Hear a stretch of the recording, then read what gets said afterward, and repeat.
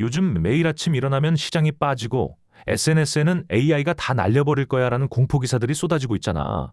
근데 이번 주말에 나온 기사 하나가 진짜 그중에서도 최강급이었거든. 오늘은 그 기사 하나 때문에 도어대시가 7% 빠지고 비자, 마스터카드, 아메리칸 익스프레스까지 다 같이 내려앉은 이유를 파헤쳐 볼 건데 그냥 AI가 무서워요 수준이 아니라 이 기사의 논리가 어디서 구멍이 뚫리는지 완전히 뜯어줄게. 오늘 세 가지만 기억하면 돼. 첫째, 이 공포 기사가 왜 이렇게 시장을 흔들었는지. 둘째, 도어대시랑 신용카드 회사들이 진짜 망할 이유가 되는지. 셋째, 이런 상황에서 투자자로서 어떻게 마인드셋을 잡아야 하는지. 일단 이 공포의 진원지부터 알아야 해. 시트니 리서치라는 곳인데 쉽게 말해서 금융계에서 가장 많이 읽히는 유료 뉴스레터야. 헤지펀드 매니저들, 기관 투자자들 다 이거 구독하면서 시장을 읽거든. 창업자는 벤 길런이라는 사람인데 원래 LA 출신 응급구조사였어. 생물학이랑 심리학 전공자가 금융 뉴스레터를 만들어서 월가를 뒤흔들고 있는 거야. 근데 이게 얼마나 영향력이 크냐면 시트니가 뭔가 쓰면 블룸버그에 실리고 월스트리트 저널에 실려. 실제로 이번 기사도 월스트리트 저널 일면에 올라갔어. X에서만 1600만 뷰가 찍혔고 빅숏으로 유명한 마이클 버리까지 그래도 내가 비관적이라고? 라며 직접 공유했거든. CNBC, 블룸버그, 파이낸셜 타임스까지 다 이거 다뤘어. 그러면 내용이 뭔데? 기사 제목은 2028 글로벌 인텔리전스 위기, 미래에서 쓴 금융 역사 사고 실험이야. 스스로 예측이 아니라 시나리오라고 했는데 솔직히 그 면책 조항은 아무도 신경 안 쓰고 공포로만 받아들였지. 실제로 기사가 나온 당일 도우대시 6.6% 폭락은 기본이고 IBM이 13% 빠지면서 2000년 이후 최악의 하루를 기록했어. 데이터도그, 크라우드 스트라이키, 제트스케일러도 각각 9% 이상 내려앉았고 참고로 시트니는 기사에서 언급한 회사들 다수의 공매도 포지션, 즉 주가 하락에 베팅하는 포지션을 들고 있다고 직접 인정했어. 자기들한테 유리한 방향의 기사인 거지. 그게 잘못됐다는 건 아닌데 읽을 때 그 맥락은 알고 있어야 해. 기사의 핵심 논리는 이거야. AI 에이전트가 확산되면 마찰, 영어로 프릭션이 제로가 된다는 거거든. 마찰이 뭐냐면 쉽게 말해 소비자가 더 좋은 가격을 찾거나 더 나은 서비스로 갈아타기 귀찮아서 그냥 쓰던 걸 계속 쓰는 현상이야. 지금 수십조 달러의 기업 가치가 이 마찰 위에 세워져 있다는 거지. 예를 들면 자동 갱신 구독, 이용 안 하면서도 그냥 결제되는 것들. 처음엔 싸다가 나중에 2배 되는 요금제들.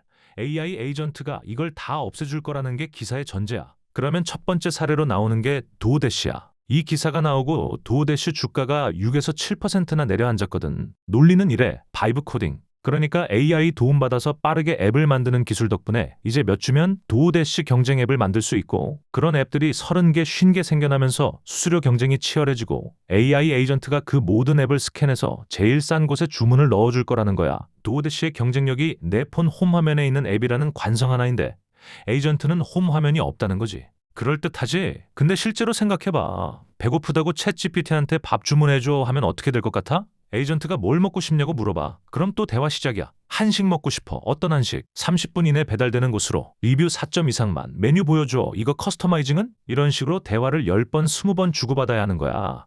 근데 도어대시 앱을 켜면 최근 주문한 가게, 좋아하는 메뉴, 배달 예상 시간, 리뷰, 사진 다 바로 보여. 탭 2-3번이면 주문 완료야. 마찰이 없애진다고 했는데 오히려 에이전트가 마찰을 더 만들어내는 거거든. 음식 주문은 텍스트 기반이 아니야. 사람들은 사진 보고 오 저거 맛있겠다 해서 선택하는 거야. 이미지가 식욕을 자극하는 거지. 에이전트는 그걸 해결 못해. 아마존이 알렉사로 알렉사, 타이드포드 주문해줘 기능을 진작에 만들었는데 아무도 안 쓰잖아. 왜? 사람들은 화면으로 확인하고 싶거든. 보고 싶은 거야. 스피커한테 말하는 거 불편하고 믿음이 안 가는 거지. 더 중요한 게 있어. 사람들이 도어대시 쓰는 이유가 오직 가격이 싸서가 아니라는 거야. 배달 신뢰성, 환불 보장, 대시 패스 멤버십 혜택 이런 것들이 있거든. 내가 도어대시에 주문을 많이 넣은 고객이면 뭔가 잘못됐을 때 환불도 쉽게 받을 수 있어. 주문 이력이 곧 고객 신뢰야. 에이전트가 매번 다른 플랫폼으로 주문을 분산시켜버리면 그 신뢰 이력이 사라져버리는 거고 그러면 오히려 고객이 손해야. 결론은 도어대시는 에이전트 기술이 파고들기 제일 어려운 영역 중 하나라는 거야. 근데 이게 기사에서는 파괴될 대표적 사례로 등장한 거지. 다음 사례는 더 황당해. 비자 마스터카드야.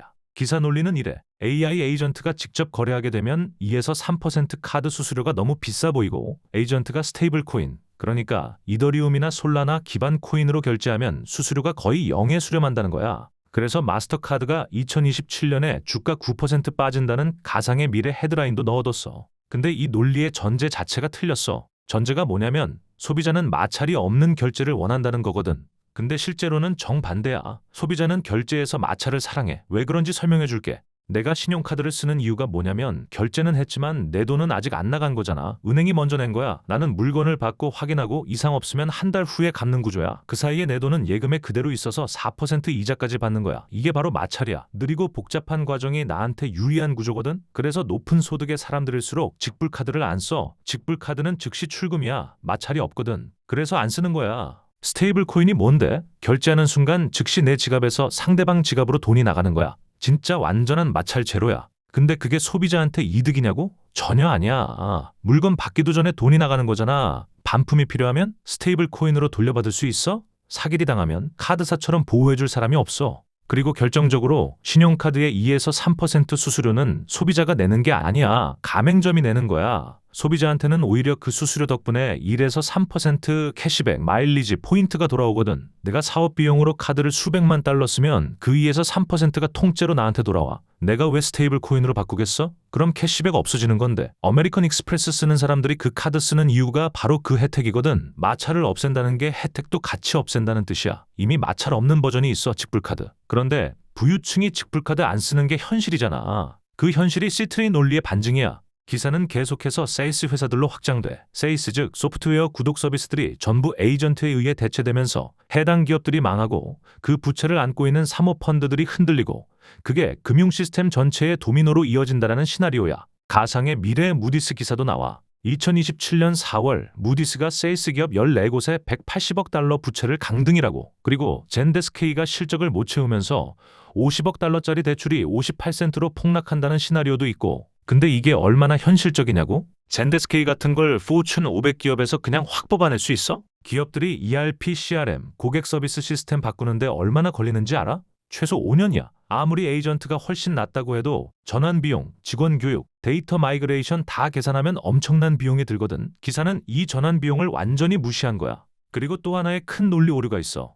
기사는 사스 회사들이 망하는 것만 봤는데 그 사스 서비스를 쓰던 기업들 입장에서 생각해봐. 세일스포스, 아도비, 젠데스케이, 먼데이닷컴에 직원 한 명당 매달 수백 달러씩 내던 기업들이 그 비용이 없어지면 어떻게 돼? 마진이 폭발적으로 올라가지. 마진이 오른 회사는 어떻게 해? 확장해. 새로운 분야에 진출하고 사람을 더 고용하고 새 제품을 만들어. 인류 역사 전체가 그랬어. 기술이 한 일자리를 없애면 다른 데서 더 많은 일자리가 생겼거든. 이 기사 전체가 인간이 적응한다는 사실을 완전히 무시하는 거야. 인간은 새로운 상황에 계속 적응해왔어. 그게 역사야. 사실 이런 종류의 공포기사 처음 보는 게 아니잖아.